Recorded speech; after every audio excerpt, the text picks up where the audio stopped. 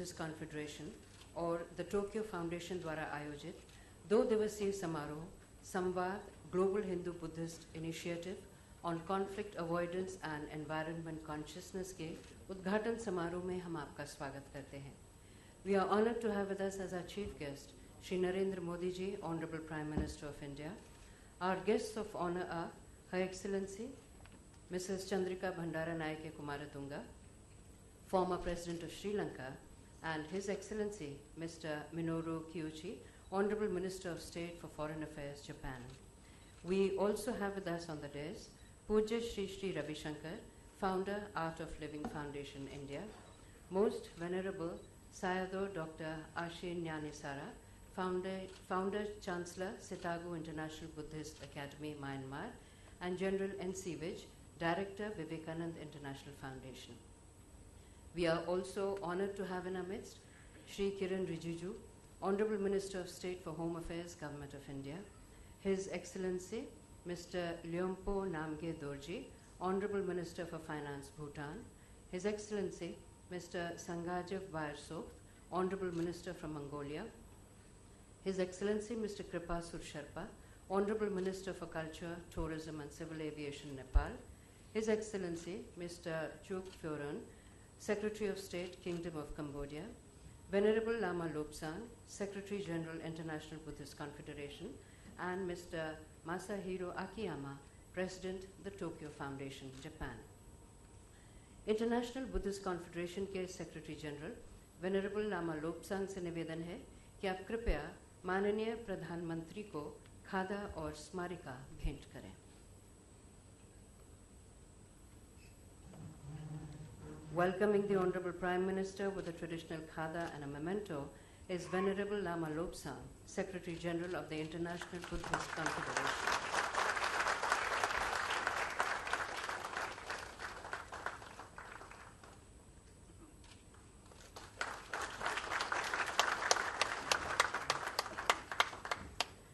स्वागत भाषण के लिए मैं विवेकानंद इंटरनेशनल फाउंडेशन के निदेशक जनरल एन.सी. विज को आमंत्रित करती हूँ.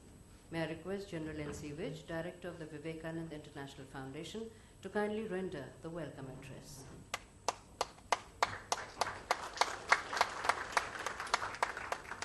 Good morning, ladies and gentlemen. Honorable Prime Minister Shri Narendra Modi, Her Excellency Mrs. Chandrika Kumaratunga, former President of Sri Lanka, Most Venerable Shri Ravi Shankar, Most Venerable Mr. Ashin Nyanisara from Myanmar, President of the Tokyo Foundation, Mr. Akiyama, Secretary General of International Buddhist Federation, Venerable Lama Lobsang, Senior Ministers from Japan, Bhutan, Nepal, Mongolia, Cambodia, Honorable Minister of State for Culture, Dr. Mahesh Sharma, India, Honorable Minister of State for Home Affairs, Shri Kiran Rijiju, respected Dharma Gurus, scholars and delegates from across the globe, ladies and gentlemen, it is indeed a proud moment for Vivekananda International Foundation and a privilege for me to welcome the Honorable Prime Minister and each one of you to this international conference. It has been organized jointly by the Vivekananda International Foundation, the Tokyo Foundation, and the International Buddhist Confederation. The Vivekananda International Foundation is a non-partisan institute for dialogue and conflict studies. Some of India's leading experts in the fields of security, military, diplomacy and governance have got together under the institute's aegis to generate ideas and stimulate actions for greater national security and prosperity. It is my privilege to extend a hearty welcome to our Honorable Prime Minister once again, as he is visiting the Foundation for the first time, and each one of you in the same way, once again, for coming and joining us this morning. In all its endeavors, the VIF seeks inspiration from the teachings of Swami Vivekananda. He was a far-sighted thinker. The vision of religious harmony and cooperation that he articulated over 120 years ago is very much relevant and needed even more today. In his message delivered in the Chicago Parliament of World Religions in 1893, he envisioned inter-religious relations that will go far, beyond the secular ideology of tolerance. He emphasized the need for spiritual revival and wanted that sectarianism, bigotry, fanaticism will fill the earth with violence, destroy civilization, and send whole nations to despair. Nothing could be a more contemporary relevance. We are meeting at a time when violence, uncertainty, differences amongst nations, between citizens and people of different faiths, and increasing radicalization are pushing the world into an era of multiple confrontations. Besides traditional ideological and cultural rivalries, new challenges have emerged in the form of lawless forces backed by extremely violent ideologies that threaten the very existence of de jure states. Our experience over the last century has shown that existing institutions and mechanisms for dealing with these threats have not worked. The current approach towards conflict resolution is largely based on Western and simplified perspective of conflict between faiths and civilizations. This approach to resolve conflicts has been short-sighted and impractical. Apart from conflicts which threaten the world order, humankind also seems to be at war with Mother Nature, recklessly exploiting the rich resources to such an extent that the very survival of the planet Earth has come into question. Similarly, the attempt to end environmental degradation through legislation and regulations is proving to be a failure. It is in this context that the world is increasingly noticing the benign nature of Hindu-Buddhist values which emphasize and espouse democratic and non-conflicting philosophies not only within mankind but also the nature. The questions confronting us therefore are: 1. As to how do we change the now established norms in resolving these disputes? 2. How can we now move from conflict resolution to conflict avoidance? And third, how can we curb our greed and curtail the damage to the Mother Earth? We are fortunate to have amongst us today eminent spiritual leaders, thinkers, scholars, analysts, experts, opinion makers, environment and conservation experts, not only from the Asian countries, but also from Europe and US attending these 2 days conference. We are hoping to evolve a new framework which will be founded on the strong non-conflicting philosophical paradigm of two oldest and vibrantly active civilizational forces, namely Hinduism and Buddhism. In these, non-violence is the fundamental value which is compatible with the modern democratic values and institutions. It is with this aspiration and conviction that the Vivekananda International Foundation decided to hold this conference in collaboration with the Tokyo Foundation and International Buddhist Confederation. I will be failing in my duty if I do not acknowledge here that the main idea and inspiration for this conference came from the Honorable Prime Minister Shri Modi himself. Conceptual support from others, mainly Shri Gurumurti Ji and Venerable Lama Lobsang and our Japanese friend for Tokyo Foundation has helped us in organizing this important conclave. I am confident that it will end with concrete suggestions and a declaration to carry this process and momentum forward. The success of this conference will be measured by the concrete steps that we take to implement the resolution that we adopt. This will be called Bodh Gaya Resolution. I once again heartily welcome all of you and thank you for coming to participate in this conference and sharing your most valuable thoughts on these important issues with all of us. Thank you very much. We are grateful indeed.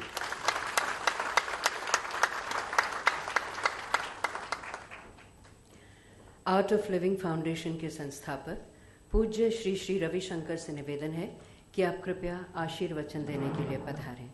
मैं request पूज्य Shri Shri Ravishankar, founder art of living foundation India, for his benediction.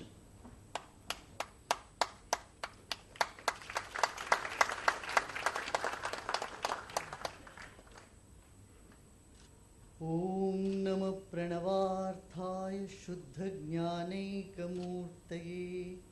निर्मलाय प्रशान्ताय दक्षिणामूर्तये. Obeisance to the Almighty and my very dear Honorable Prime Minister of India, Shri Narendra Modi ji,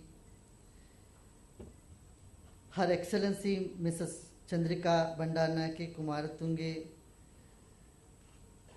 Shri Vij ji of the Vivekananda Foundation, and Honorable bhikkhus here, honorable guests, ministers, and dignitaries from various parts, both on the dais and in the audience. I bring greetings also from Swami Dayanand Saraswati, who could not be here, and he has said, due to his ill health, he said Hinduism, Buddhism offer among various available religions a preeminently appropriate reservoir of thought and practice, which is at once convincing and practicable. And he sends his blessings and good wishes to the conference as well. Now, the very fact that we have said conflict avoidance, we have already sent the message to the world. People who believe in this philosophy of conflict avoidance were, if not half the population of the world, quite close to half the population. Nearly 3 billion people in this world still believe in non-violence. But the thing is, our voice needs to be heard very loud and clear. The world cannot be at peace as long as some people think they have the key to the heaven and exclusive right to heaven. And this is due to ignorance. So the main thing that we need to do is actually 3 things. That's education, education, and education. We need to educate our population of the world that there are many ways to one truth.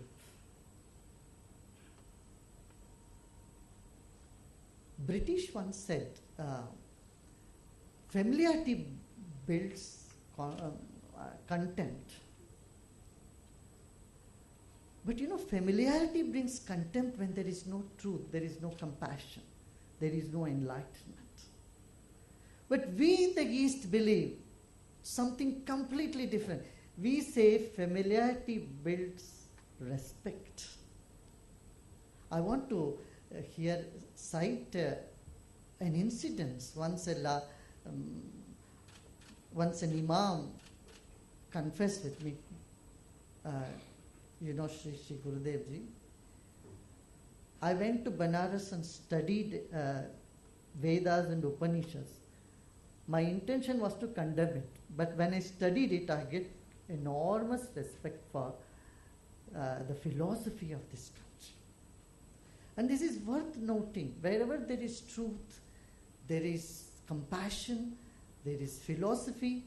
Familiarity builds respect, not contempt. And we have believed this for centuries. In the known history of world of 3,400 years, mere 8% of the time the world has been at peace. That is a recorded 268 years only we have been at peace. The rest of the time the world has been at war. In this century, from 2003 onwards, the world has faced 30 wars, small and big, around the world. And what can we do? How can we avoid this? I would say the philosophy of coexistence. Even if a small part of the world is left thinking they have exclusive right for heaven, they are going to create hell for everybody else. So we need to change this mindset. This is possible when through United Nations and UNESCO, we create a curriculum of multi-religious, multicultural, environment-friendly education right from childhood, right from school places. Our Honorable Prime Minister earlier this year took a very, very beautiful step to make World Yoga Day through United Nations. And there has been tremendous response world over. This itself is an indication we are marching in the right direction towards peace and prosperity. If there is no peace, there is no prosperity. They are linked together. And prosperity does not depend on exploitation of our resources, rather conscious protection of our own planet and its resources.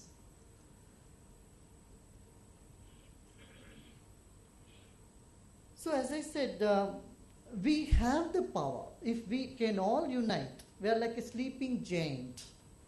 The Hindu-Buddhist Confederation can contribute in more than one way to the world peace. We have already been doing in small way.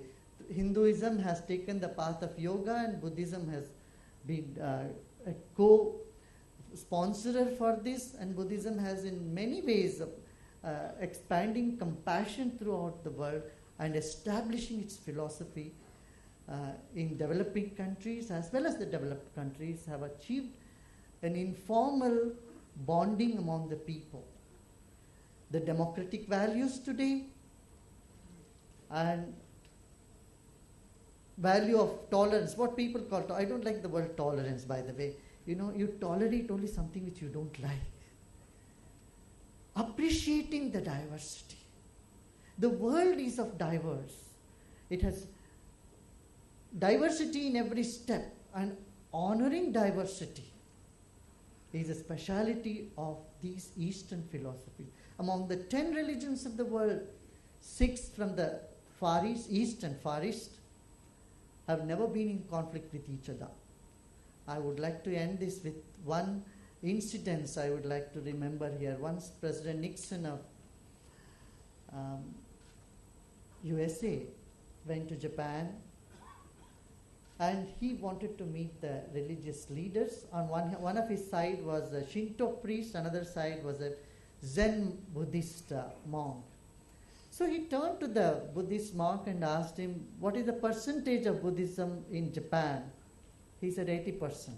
And then he turned to the Shinto priest and asked him, what's the percentage of Shintoist in Japan? He said 80%. And the president got so confused. How is it possible? And both the priests looked at each other and they smiled. So we have same thing here in India, the Jains and the Buddhists and the Hindu, we have all been in such a beautiful amalgamation of peaceful coexistence.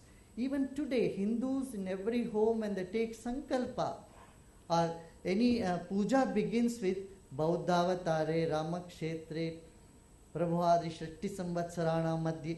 So we definitely take Buddha as part of the Hindu tradition, as one of the avatars.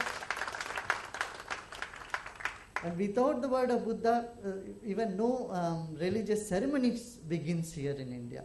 Similarly, in the Buddhist prayer, I know you have the word says, Rakhantu Sabudevata. In every prayer you say, Rakhantu Sabudevata. Let all the gods and goddesses protect us. So there is such a beautiful example that the world can draw from this coagulation of ideas, philosophy, and plans. Only thing is we need to be much loud and clear to the world. The voice of peace must rise above the voice of hatred and violence. Thank you very much. Om Shanti.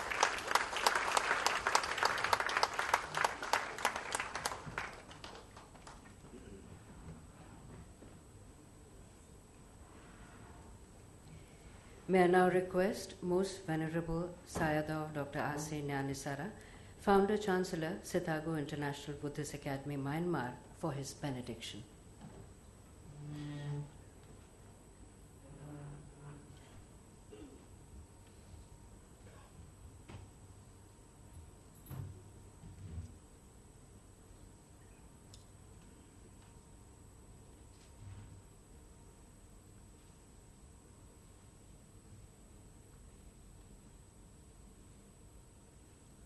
Good morning.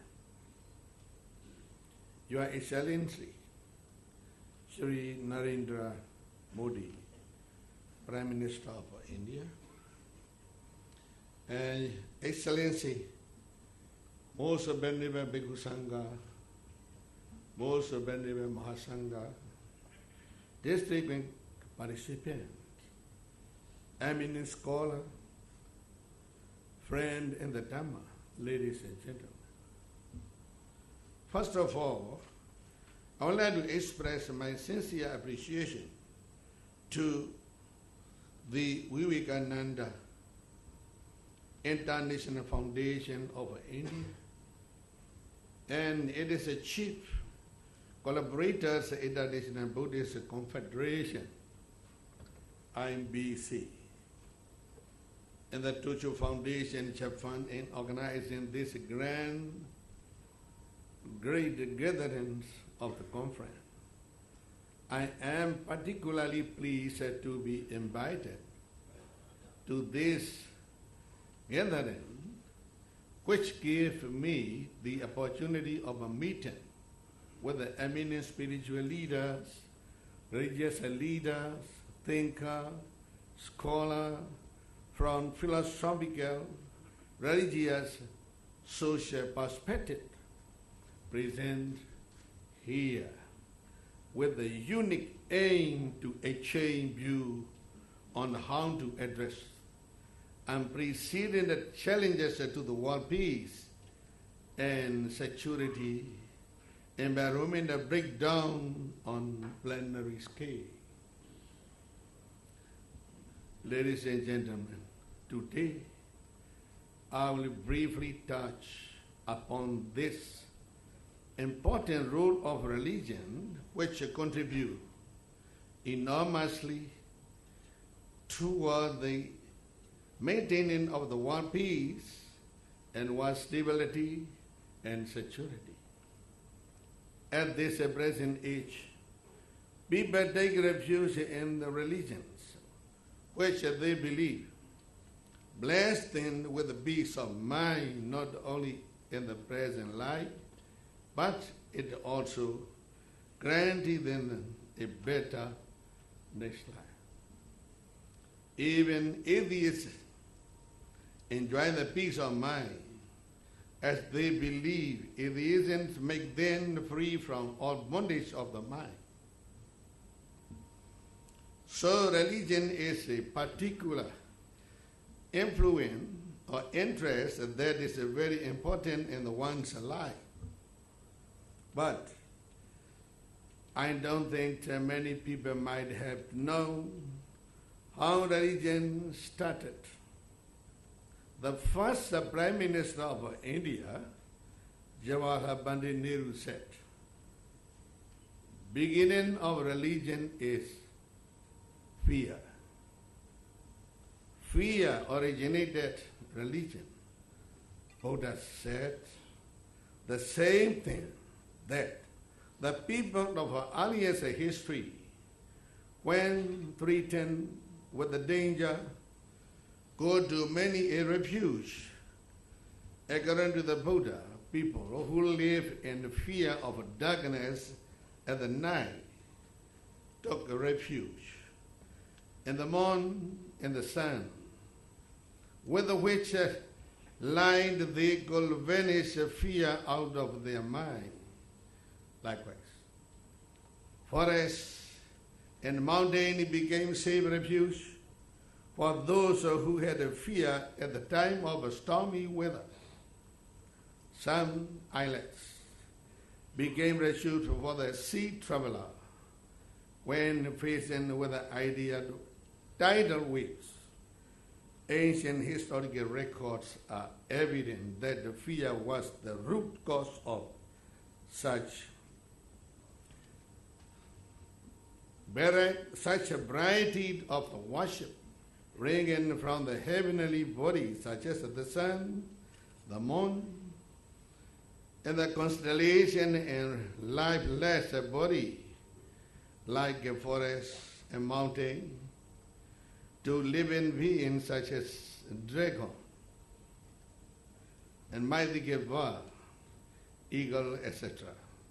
Such a kind of worship brought the people peace of the mind as they could remove their fear to certain level. Ladies and gentlemen, Hinduism, which is one of the four major religions of today, started from the Indus Valley in India. It is a worship of Brahma, a being superior to men and deity, inhabiting the higher celestial plane. Four sublime states of the mind and Hinduism via resembling to the four noble abiding expounded by the Buddha. Mahavira, founder of Jainism, taught non-violent ahimsa theory. Jesus Christ emphasized loving kindness and compassion.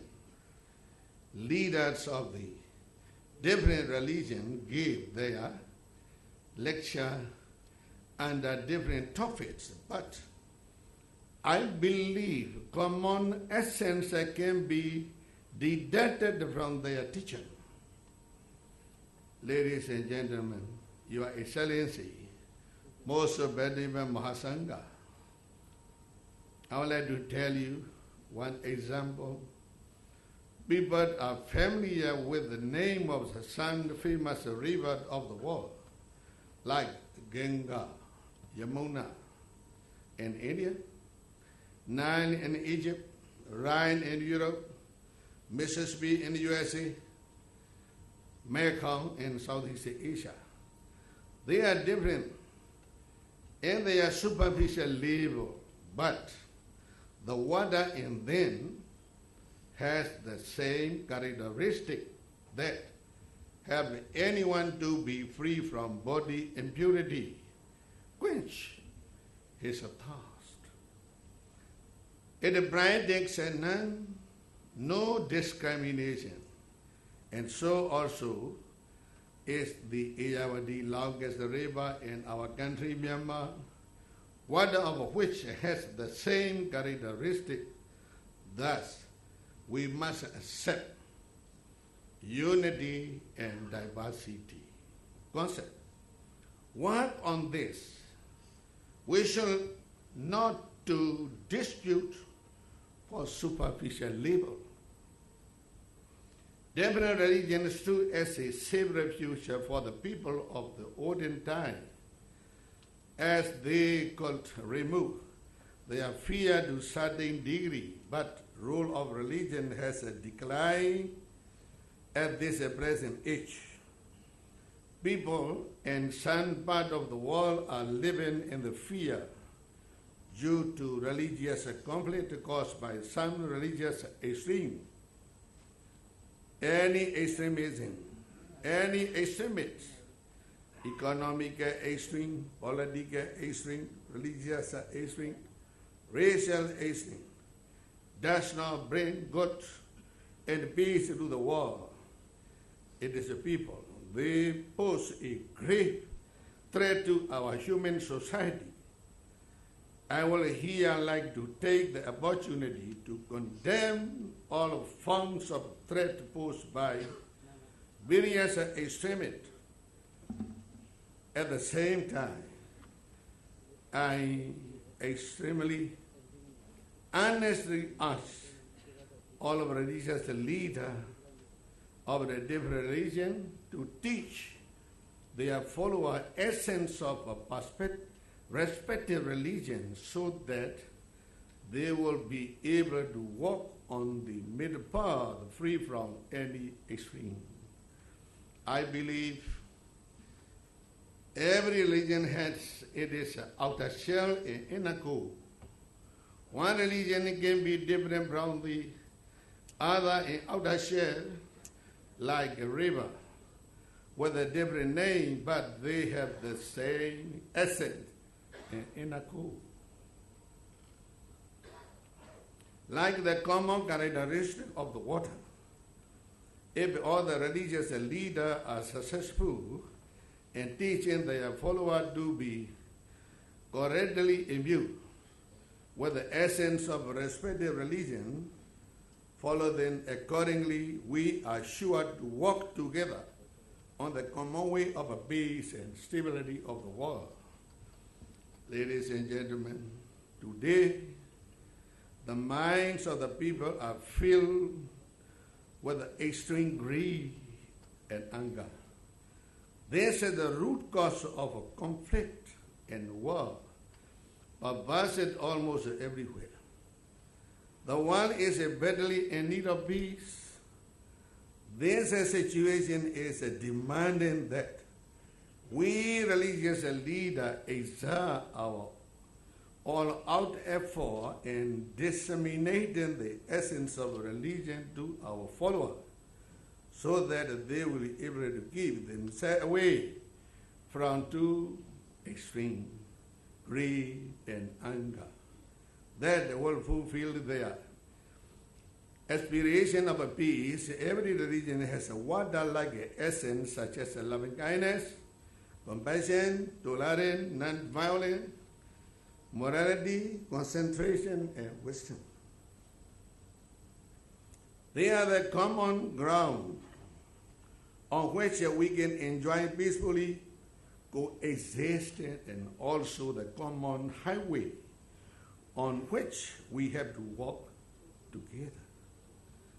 I am pleased to introduce you to the core essence of Buddha's teaching, that one who wants to achieve truth, peace, must take the middle path, free from too extreme greed and anger.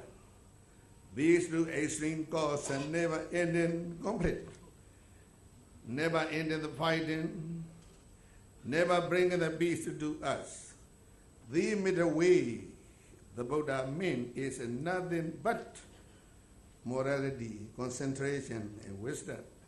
Morality denotes abstaining from evil action, both physical and verbal. Concentration means controlling of the mind, and to be free from evil thought. And the wisdom is a technique to search for the truth and reality within ourselves. According to the Buddha, all human problems are caused by extreme greed, extreme anger. On the contrary, controlling these extremes is the path that leads to the peace.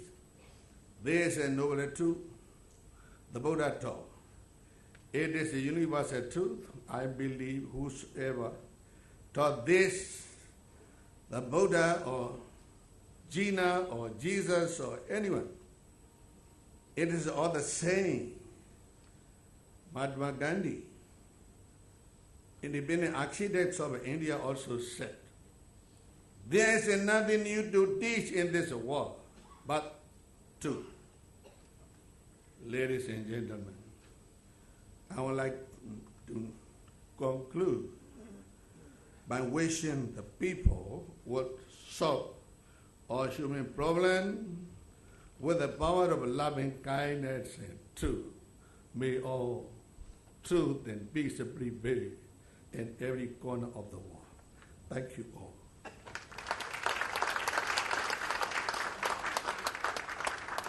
Thank you, sir. We have received a message to the conference from His Excellency Mr. Shinzo Abe, Honorable Prime Minister of Japan. We will now play a recording of the message.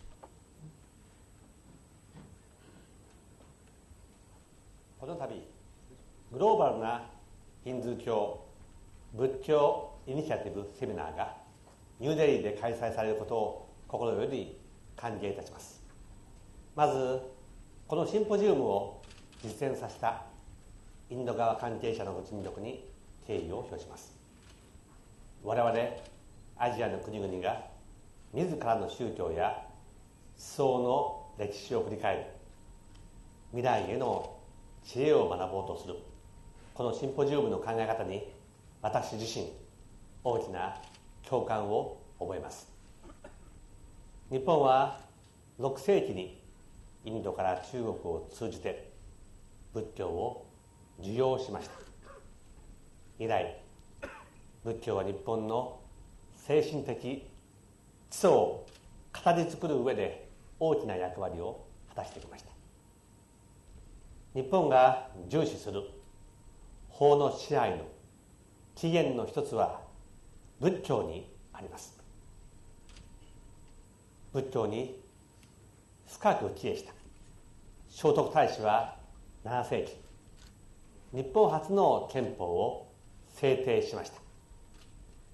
8世紀に日本に伝わったとされる金光明最小王朝は、王が法をもって国を治めなければあたかも象が花壇を踏み荒らすように政り事は損なわれると教えて、当時の政治の中心的理念となりました。日本に法の支配が根付いているのは、仏教を通じ古くから法の支配と同じ考え方が根付いてきたからと言えます。こうした考え方はインド哲学のダルマにも見出すことができます。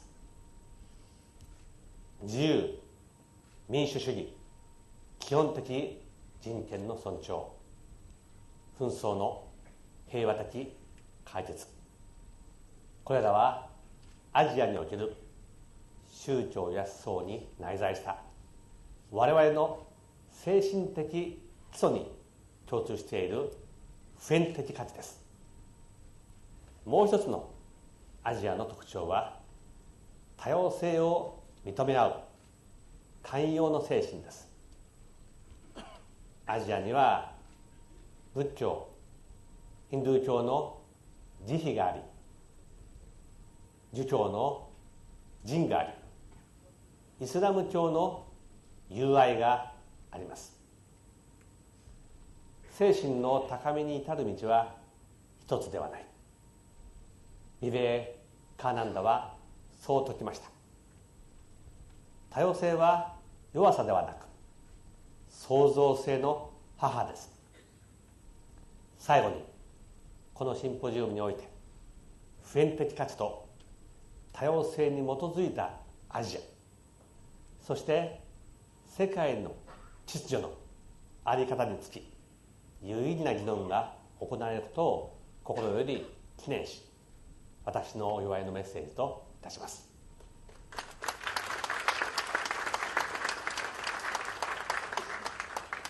After the message from His Excellency the Prime Minister of Japan, may I request His Excellency Mr. Minoru Kyuchi, Honorable Minister of State for Foreign Affairs, Japan, to kindly speak on the occasion.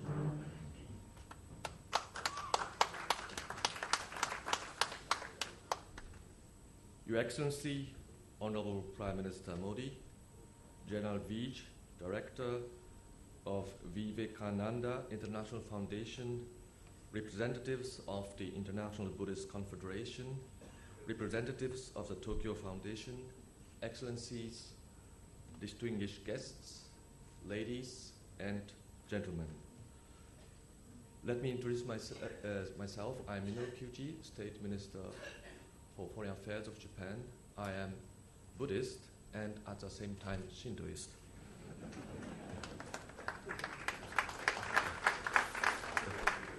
First of all, I would like to thank the people of India who have worked hard for this important symposium today.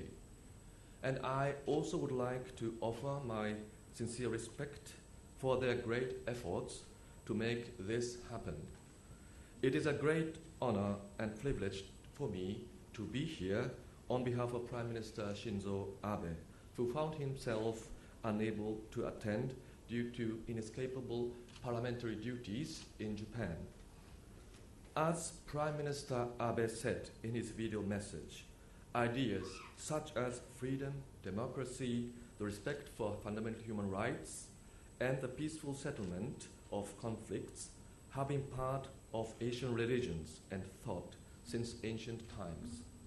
This symposium offers offers a golden opportunity to take a fresh look at their origins and roles in human society and discuss their meanings for the future.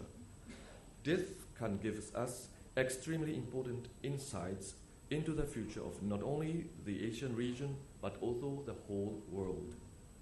From time immemorial, Asia has given birth to and adopted many philosophies.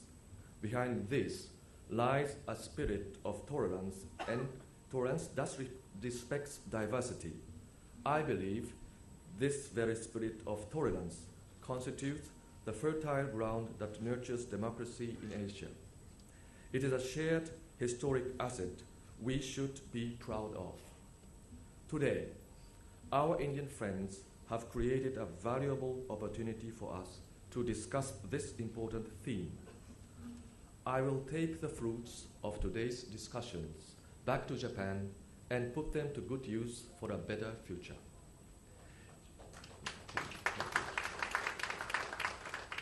India's growth and dynamism are so strong as to become the engine for Asia and even the whole world. In September 2013, I had the opportunity to visit this country as Parliamentary Vice Minister for Foreign Affairs. Since then, India has made further remarkable progress on the economic and other fronts in only 2 years, due in large part to the inauguration of the administration of Honorable Prime Minister Narendra Modi. Relations between Japan and India have been deepening at many levels under the leadership of our two prime ministers. Last summer, Prime Minister Modi made an official visit to Japan. During his stay in the ancient capital of Kyoto, he saw how Buddhism has been practiced in Japan since the 6th century.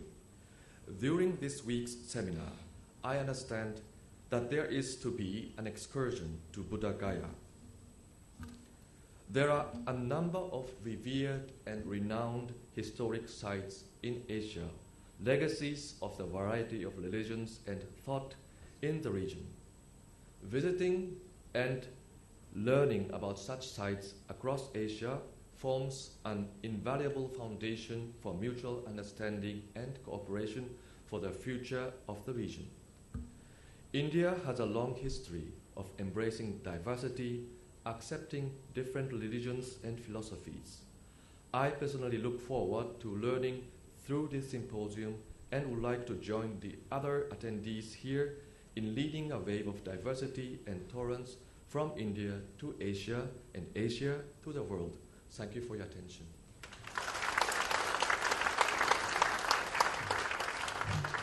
Thank you, Your Excellency. May I now request Her Excellency, Mrs. Chandrika Bhandaranayake Kumaratunga, former President of Sri Lanka, to kindly address the gathering. Sri Lanka की भूतपूर्व राष्ट्रपति महामहिम श्रीमती चंद्रिका भंडारनायके कुमारतुंगा से निवेदन है कि आप कृपया सभा को संबोधित करें.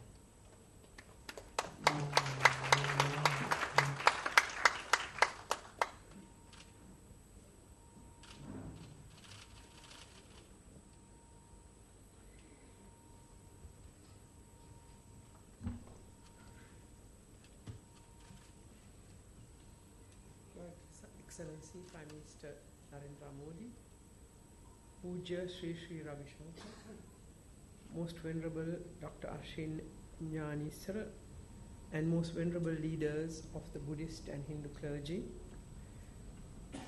General N.C. Vidge and directors of the Vivekananda International Foundation, Excellencies, ladies and gentlemen. I wish to thank the Vivekananda International Foundation and the International Buddhist Conference, as well as the Tokyo Foundation of Japan, for giving me the honor of attending the Global Hindu-Buddhist Initiative on Conflict Avoidance and Environment Consciousness, and to share some thoughts on the subject with you. I feel most privileged to address this conference in the presence of His Excellency Prime Minister Modi and many other dignitaries such as you. I would also like to take this opportunity to congratulate the organizers of this most important initiative. This conference is a most fitting tribute to Swami Vivekananda, whose vision was one of alleviating poverty and suffering of the masses by giving them secular knowledge to improve their economic condition, as well as spiritual knowledge to strengthen them morally. Education was the tool he wished to employ for this purpose. He founded the Ramakrishna Mission to set in motion the machinery to bring the noblest ideas to the doorstep of the poorest and the meanest. This conference has set itself the noble ideal of spreading the message of understanding, harmony, and peace based on the teachings of Buddhism and Hinduism and its great proponents such as Swami Vivekananda. This is a praiseworthy enterprise, which I truly hope will help infuse spiritualism and ethical behavior to our world, which is presently lost and groping in the deserts of extreme materialism and the insatiable thirst for selfish gratification.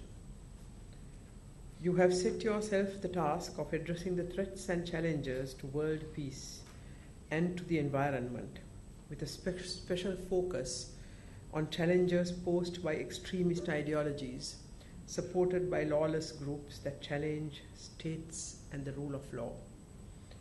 Secondly, you wish to also address global ecological degradation. On the subject of conflict avoidance, you state that you wish to look at possible solutions based on democratic structures and the philosophies of Hinduism and Buddhism to combine non-conflictual philosophies with democratic values and practices. It is praiseworthy that you wish to approach possible solutions through the prisms of the philosophy of these two great religions, both born in South Asia, and to seek an alternative vision that could be adopted by the world for meeting the challenges of extremism and to build a peaceful world order. We know that both Hinduism and Buddhism propound a vision of goodness, right living for the individual, as well as good governance for its rulers,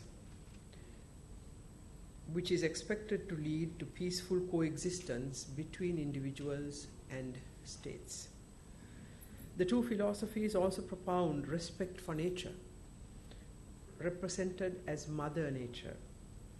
The concept of respecting and protecting and loving all living things, including all animals, not only all animals, but also plants, is the best protection against destruction of human and other animal life, as well as nature and the environment expressed by any philosophy.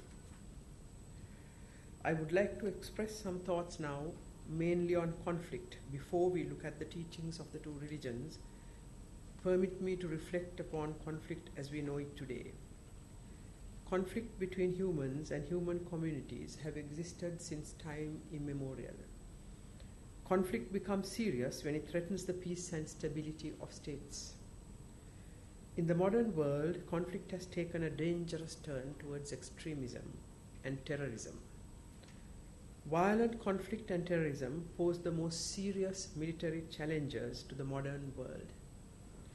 It is no more contained within the boundaries of one state. It has an extensive global outreach. Terrorist organizations born in one country have the capacity to attack the furthest lands. The most militarized states have not been impervious to the activities of the terrorist. The international community, especially the superpowers, has been engaged for the past few decades in searching for solutions to the problem of terrorism and violent conflict, often employing military strategies. The responses of states appear to be that of meeting the challenges of violence with violence, treating the symptoms, the surface manifestations of the problem. Recognition of the importance of searching out the deep-rooted causes of conflict and seeking to resolve them seems to be a rare occurrence in the planning of counter-terrorist strategies of states. However, we can witness all around us the dismal failure of mainly militarist methods to address violent conflict. I believe that military strategies must be employed only as the solution of the last resort. The deep-rooted causes of each conflict must be understood and managed. This will no doubt take time and involve complex operations.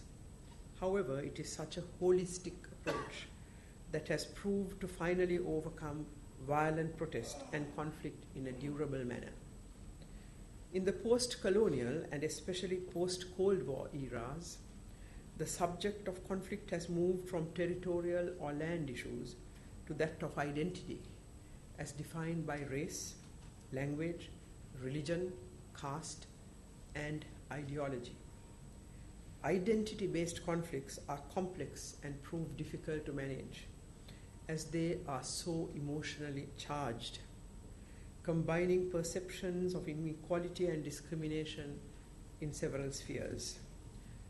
Such perceptions arise from denial of access to resources and public facilities such as education, jobs, land, opportunities to participate equally in government processes and in decision making. The perceptions are heightened by the realization or perception that one's identity, individual or collective, is threatened, generating the fear that one's existence, the sense of who one is in danger of destruction. The most potent source of violent conflict today is identity. The denial of rights to or the exclusion of certain groups with a common identity becomes the bedrock of dissent and violent conflict. History demonstrates that exclusion and inequality between different groups has been the major cause of intra-national conflict. Perceived injustice, as well as frustration and despair caused by continued social marginalization, economic deprivation, and political defeat, has been known to result in violence. It has been said that, I quote, "Young hope betrayed transforms itself into bombs." The continued existence of inequality gives rise to violence and even terrorism, that most dehumanizing phenomenon of our times. Economic regression and political instability follows. Economic development is no doubt the priority requirement for addressing the challenges of poverty and deprivation, but it is only one part of the solution. Most developing economies have today attained accelerated growth and development. However, hundreds of millions of our citizens have been left behind, continuing to live under conditions of extreme poverty, and are even becoming poorer today than before. They remain marginalized, while the benefits of economic growth are enjoyed by a relatively small number of the privileged classes. Inequality suffered by an ever-increasing number of our peoples cause frustration and anger. They are no more willing to tolerate inequalities. We need to adopt a holistic plan of action which will encompass the socio-political aspects of the problem as well as the economic ones. All those communities which have been excluded must be included as equal partners, having equal rights in the economic, social, and political spheres. In formulating policies for development, an inclusive approach is required so that the benefits of growth reach the disadvantaged and they are included in the planning and implementation of the programs. We can see around us that when all communities living within a state are guaranteed equal opportunities and their separate identities are respected and given free expression, they will become a productive, vibrant part of the state. celebrating the richness of its diversity while building a united, strong, and stable country. Such societies are called shared or inclusive societies.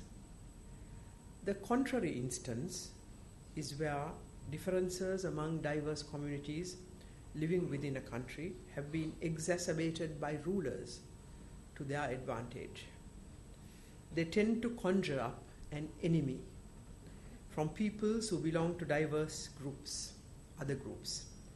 History is replete with examples of states and governments employing the concept of the other, represented as the enemy, as a tool of government management. For a large part of human history, the enemy has helped to entrench weak or despotic rulers and governments in power.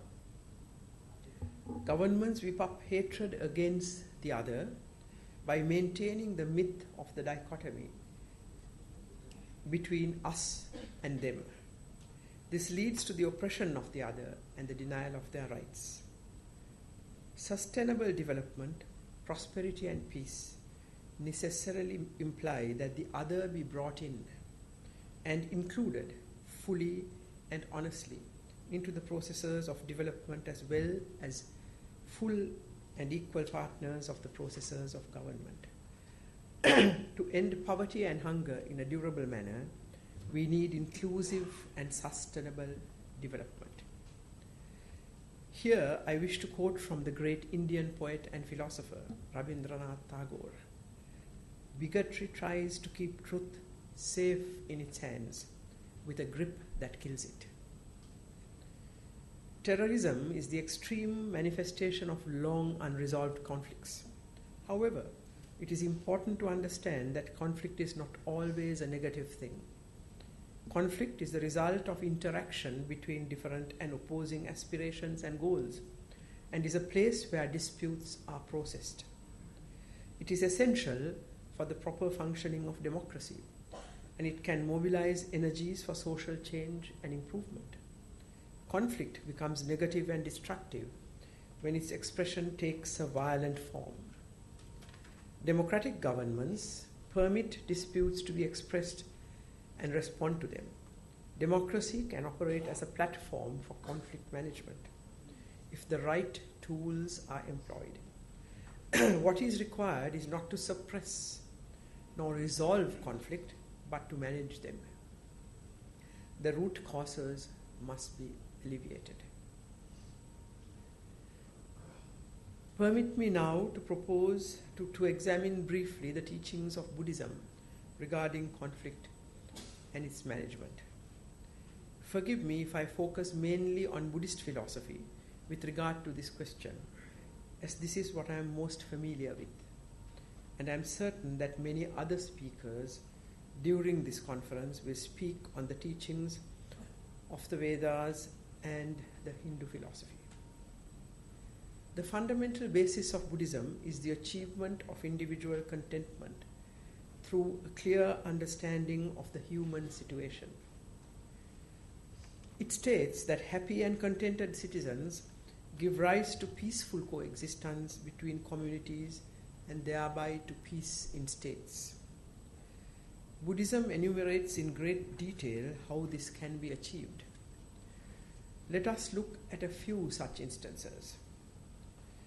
First, the Buddha preached in the Vasetta Sutta of Sutta Nipata that all humans are born equal in terms of biological indivisibility. The human mind is given a most important focus, and it is stated that the mind can be developed to reach great heights. In the Vatupama Sutta, it is preached that ignorance or avidya pollutes the mind and can cause conflict and distress to the individual. 3 root causes are said to be the basis of conflict: craving, lobha; hatred, dosa; and delusion, moha. 16 subclasses of these three causes are also enumerated, such as envy, hypocrisy, arrogance, and so on. These are said to lead to evil deeds, such as killing, stealing, slander, using harsh words against others, adultery, and so on, which in turn lead to conflict of various types. Then the Buddha has also preached at length to rulers, Lichavin, on the importance of good governance. He states that democratic rulers should follow 7 principles of good governance, and that good policies adopted by rulers will avoid agitation by citizens and thereby avoid conflict. Good governance gives rise to elimination of poverty and grants basic needs to and rights to the people, as preached in the Kutadanta Sutta. This in turn leads to a contented citizenry and a stable and peaceful state. Such a state would be democratic, pluralist, and inclusivist, binding together people of diverse communities into one united nation. It is of interest also to note the teachings of the Buddha on the resolution or avoidance of conflict. He states that conflict originates in the mind and is expressed in action and speech. Communication is a powerful means of conflict resolution. However, it needs to be done gently, using kind words, and also that the listener must be in a sound physical and mental state. A hungry or sick person or someone in mental anguish cannot understand advice given to him or her. The story of Kisa Gotami in verse 114 of the Dhammapadatta Kata is an apt illustration of this. Kisa Gotami, suffering from utmost anguish due to the death of her child, came to the Buddha requesting advice. The Buddha kept postponing giving her advice, awaiting the right time until her grief had lessened, to explain to her the unpleasant truth that death is universal and inevitable, in order to help her to gain wisdom and thereby lessen her grief. Hence, even the truth must be communicated in terms that are acceptable to the listener, and not in those that anger him, based on irrefutable facts, if one is to achieve positive results in resolving a conflict. The types of words that should be spoken are given in detail in the Abhaya Rajakumara Sutta to Prince Abhaya, who sought the Buddha's advice. The Buddha also advises that one who seeks to resolve conflict must focus strongly on the possible outcome of his efforts. The mediator must sincerely wish to achieve results beneficial to the parties of the conflict and not desire to gain personal advantage for himself. The example of how the Buddha resolved the dispute that arose between the Sakya and Kolya clans, recorded in the Attadanda Sutta regarding the sharing of waters of the river Rohini, demonstrates the effectiveness of communication using the right facts at the right time. The mediator must also possess and demonstrate genuine compassion for the parties in conflict. The Buddha accepted different social customs, practices, and cultures. He interpreted them, placing them within the Buddhist norms. He respected diversity and preached the importance and respect for other racial, religious, and cultural diversities, and how this could lead to happy and contented citizens and peaceful nations. I have only briefly enumerated the most significant teachings of the Buddha relevant to the understanding of conflict, its causes, and the resolution or avoidance of it. There exist many more examples relating to our subject under consideration. I hope that I have succeeded in demonstrating the extent to which the Buddhist philosophy, as much as the Hindu philosophy, dwelt upon the subject of conflict, which is innate to human nature, as well as the resolution of conflict, which is a crucial necessity for the continued existence of humanity, as well as good and stable governments. We know that the Hindu philosophy also has taught and given advice in innumerable ways on this same subject. What surprises the modern person is that these two ancient and great religions gave serious consideration to problems such as these as far back as 2,500 years and 4,000 years ago.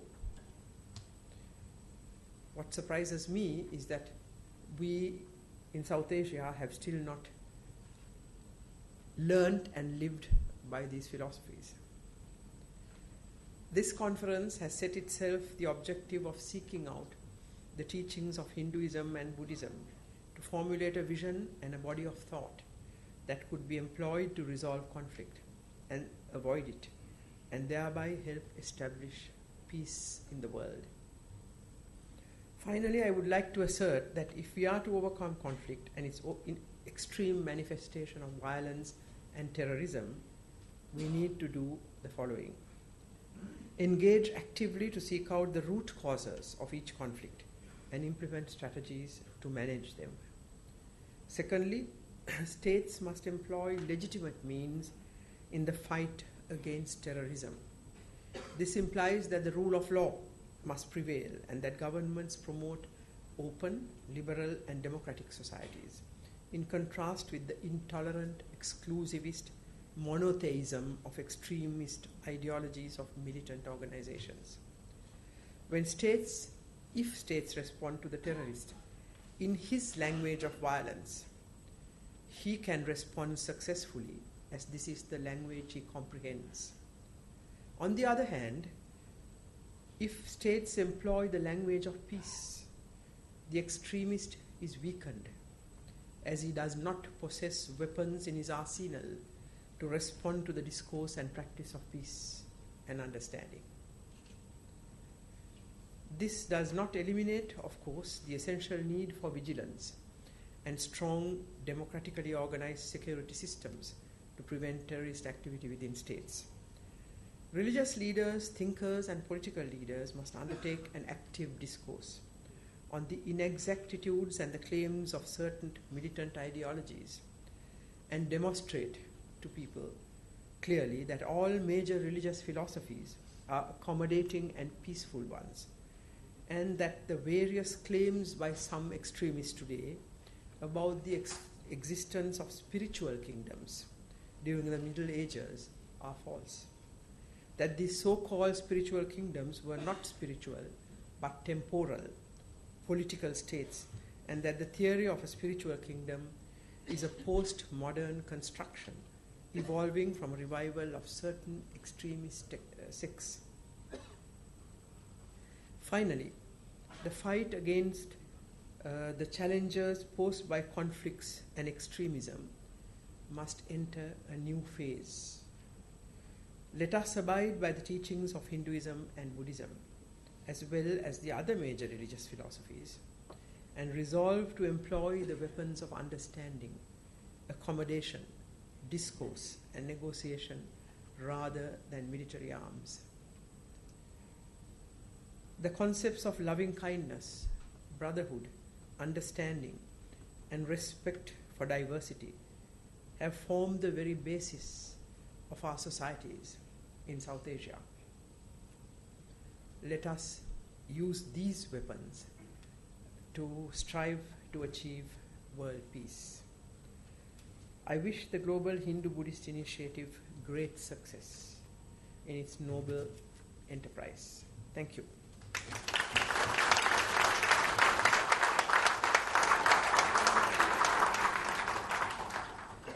Thank you, Your Excellency. Bharat के प्रधानमंत्री माननीय श्री नरेंद्र मोदी जी से निवेदन है कि आप कृपया आशीर्वचन देते हुए मार्गदर्शन करें. May I request Shri Narendra Modi, Honorable Prime Minister of India, to kindly address the distinguished gathering.